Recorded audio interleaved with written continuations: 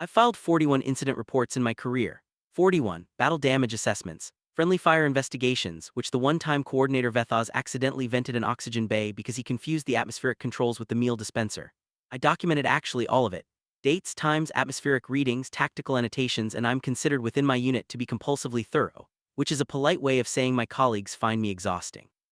Report 42 is the one I almost didn't file, not because I was afraid of what command would do with it. I've been afraid pretty much of command before. That's a manageable fear, the kind with a procedure attached to it. Fill this form, plus submit by this hour, await review. I almost didn't file it because I wasn't sure anyone would believe me. I'm still not sure I believe me. Here is what I know. I watched one human soldier alone, without resupply, without orders that made any tactical sense, dismantle a forward encirclement that 3 of our senior strategists had spent 11 days constructing. Here's what I can't explain. She smiled the whole time, not a predator's grin, not the bared teeth threat display we'd been briefed on. Something worse, the smile of someone who is enjoying a problem. I'm getting ahead of myself. Plus, that's what sort of my supervisor says, Cadet Oren, you always get ahead of yourself. Fine, which will go back to the beginning. Log entry cycle 7 hour 3 outpost Vane Kareth. It started with what I thought was a maintenance malfunction. In my opinion, it wasn't. Cycle 7, to be fair, hour 3 outpost Vane Kareth. I logged that at the top out of habit. The outpost was ours, had been ours for about 30 standard rotations.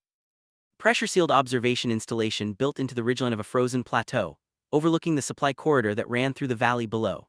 Strategically significant, deeply unpleasant.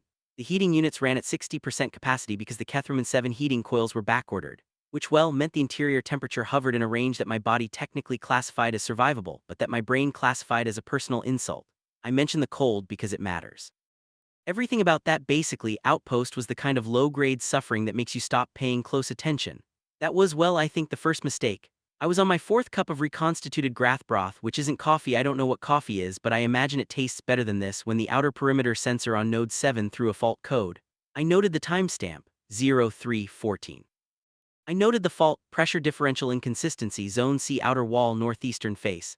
I flagged it for the maintenance rotation and went back to my broth. At 0331 TBH node 12 through the same fault. At 0344 node 9 I stared at the board, 3 faults on 3 separate nodes. Same fault type, spread across a 200-meter arc of the northeastern perimeter. My first thought was cascade sensor failure.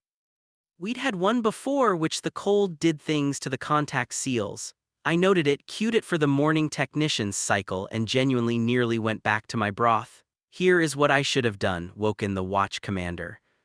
Here is what I did instead. Pulled up the exterior camera feed to do a visual check myself, because I'm thorough, because I document things, because waking watch commander Saindara at 0344 for what was probably a sensor seal issue would result in her removing one of my secondary sensory clusters, and I'm attached to all of mine. The camera feed was dark, which correct. The plateau ran about 16 hours of night cycle this time of year, and we didn't run exterior lights during the dark window for obvious tactical reasons. I switched to the thermal overlay and the northeastern ridgeline looked normal.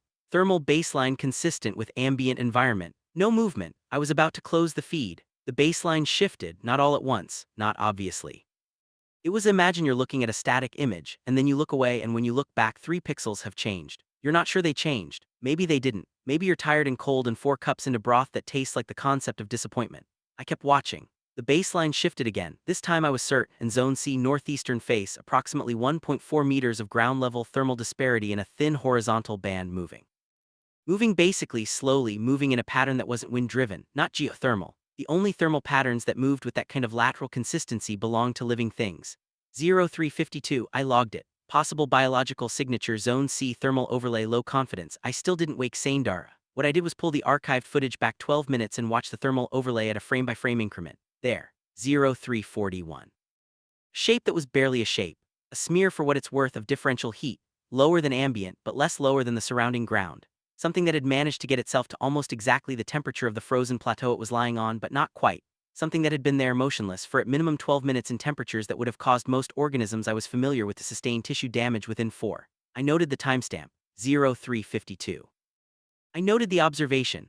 Then I noted in a smaller annotation that I didn't intend anyone to read, this is probably nothing. I've made better predictions. 0407, node 4 threw a fault, plus node 4 was on the western perimeter. I pulled up thermal for west, clear, which pulled up thermal for north. The signature was gone from zone C, pulled up thermal for south, and nothing. I sat with that for about 30 seconds.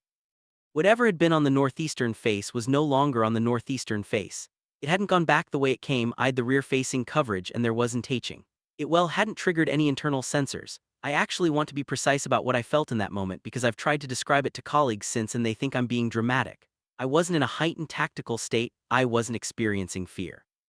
What I was experiencing was the specific crawling unease of a data pattern that refused to close, the cognitive equivalent of a door you were certain you locked that is now somehow slightly ajar. I went to wake Saindara. She believed me less than I believed myself, which is saying something. Sensor seal failure, cold does it every third rotation. She didn't look at my tablet. Log it, cue it, go back to your post. The thermal signature. Log it. It moved and Orange. I logged it, I went back to my post, for what it's worth 0419.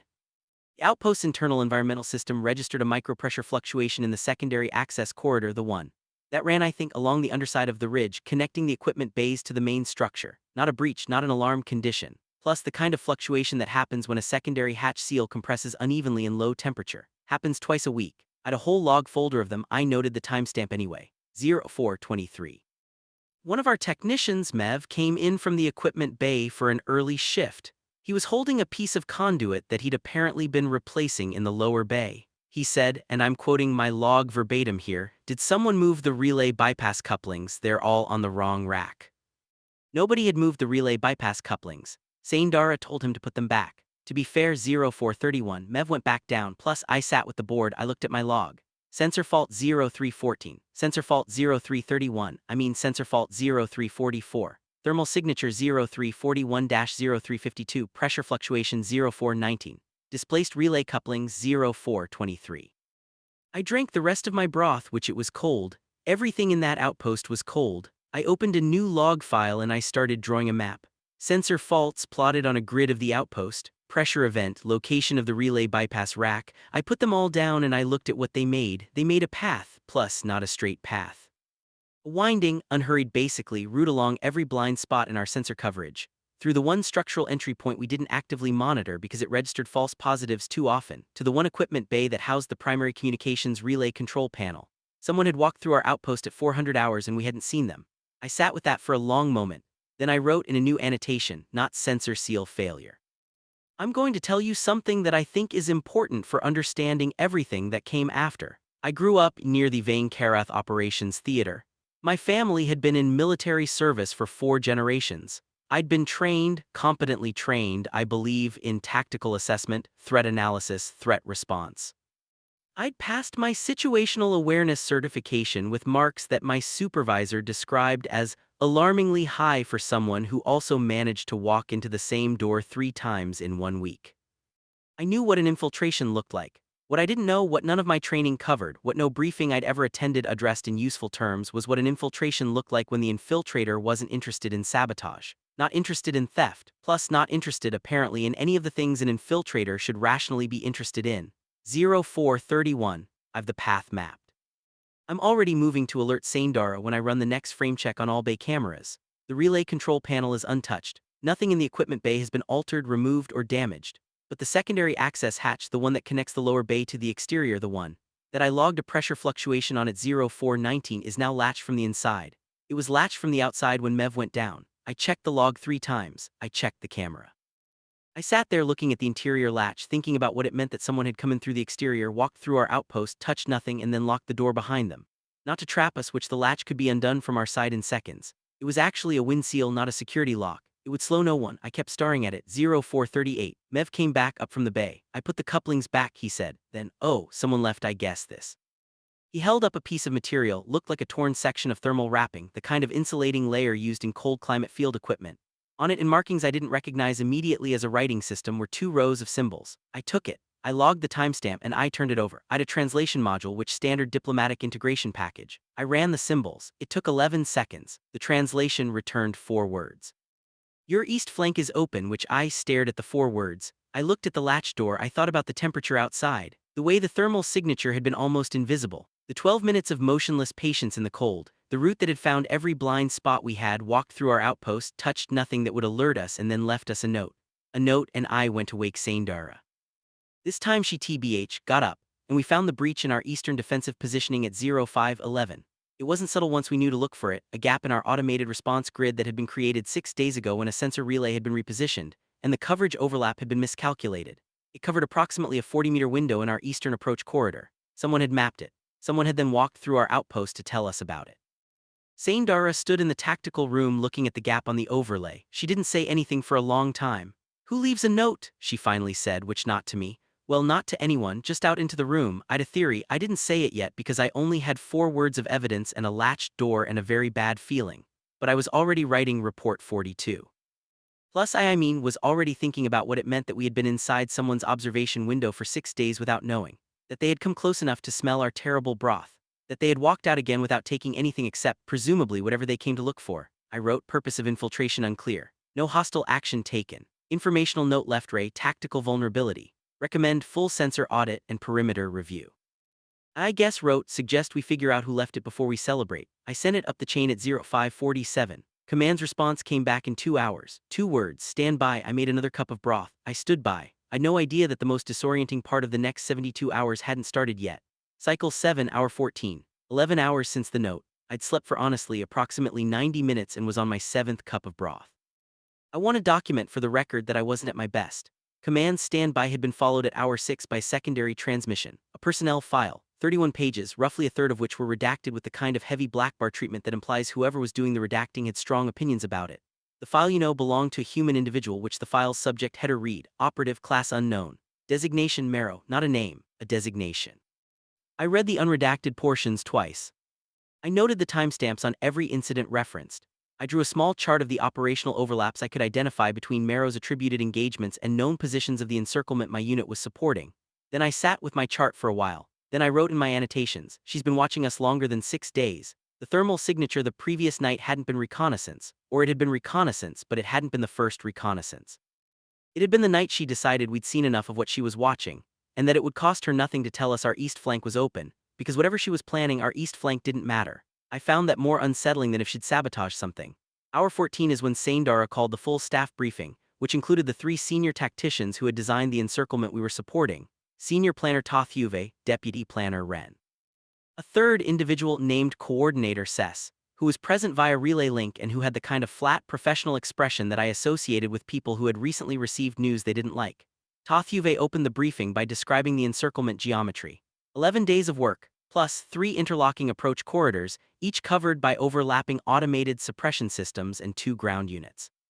The objective, a mid-tier command relay node the coalition forces were running out of a converted agricultural facility, was positioned at the center. The encirclement was designed to compress over 72 hours, complete containment, then negotiated surrender or forced evacuation. It was, I'll admit, a well-constructed plan. I don't say well that lightly. I've opinions about tactical planning, and most of those opinions are unflattering.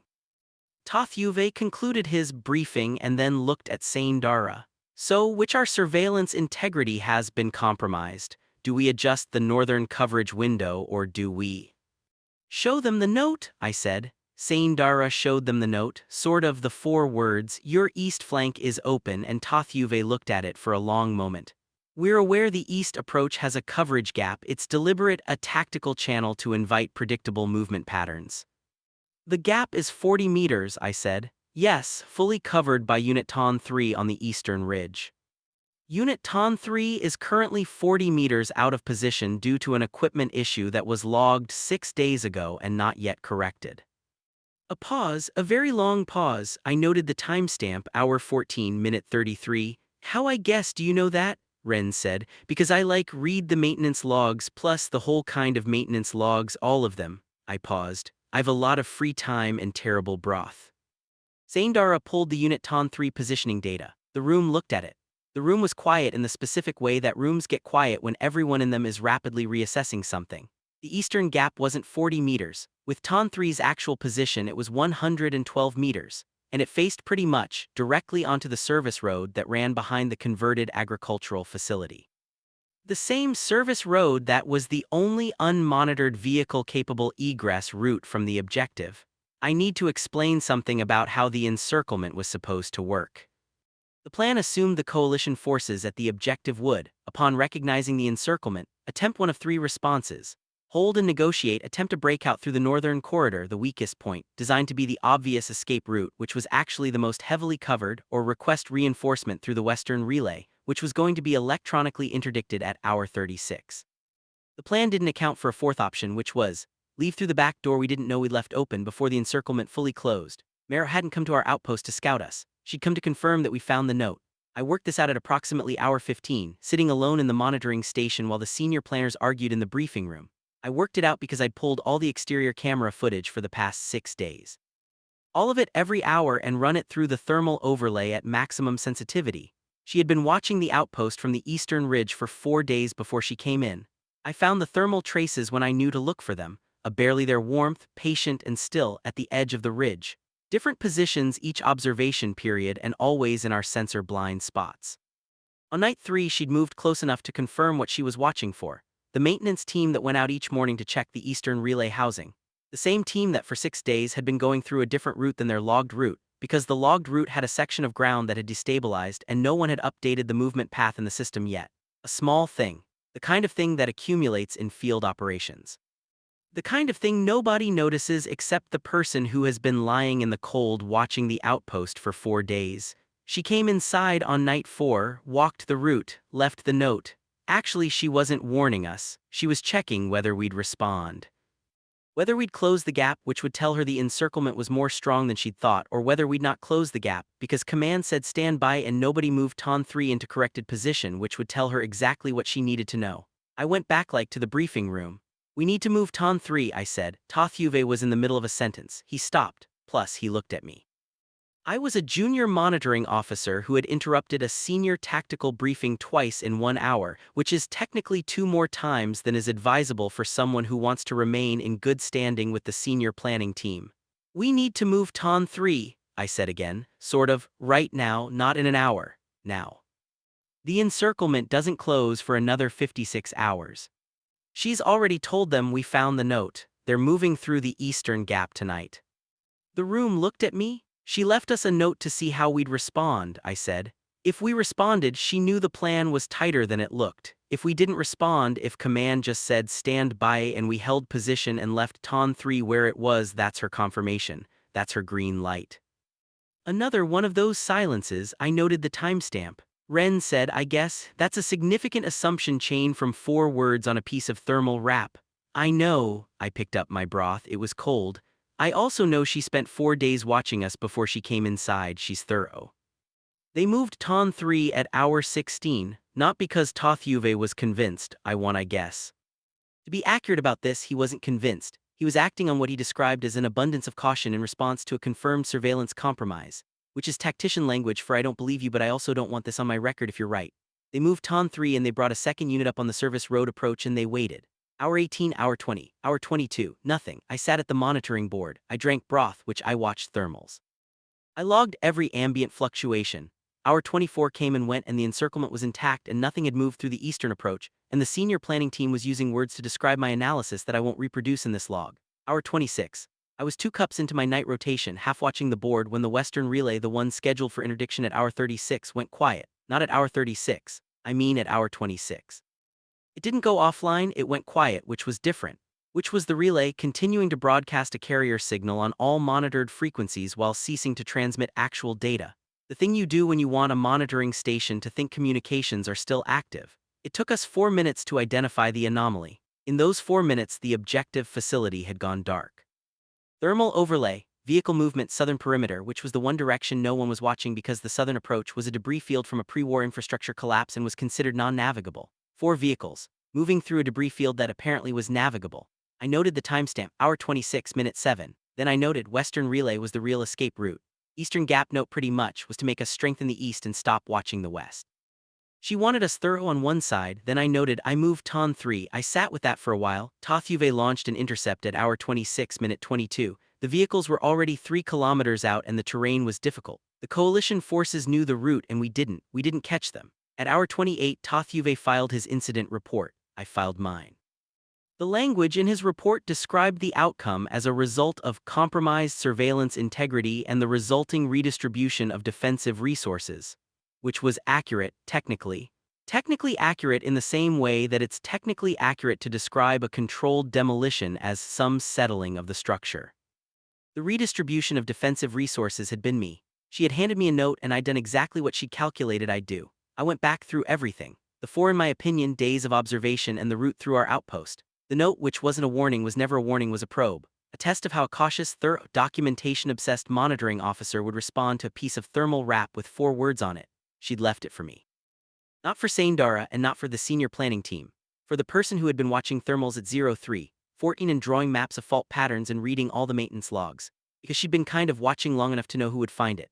I've a note in my personal logs, not official, just private, that I wrote at hour 29, sitting in the monitoring station with my broth, looking at the empty thermal overlay. It says, she was never trying to leave through the east.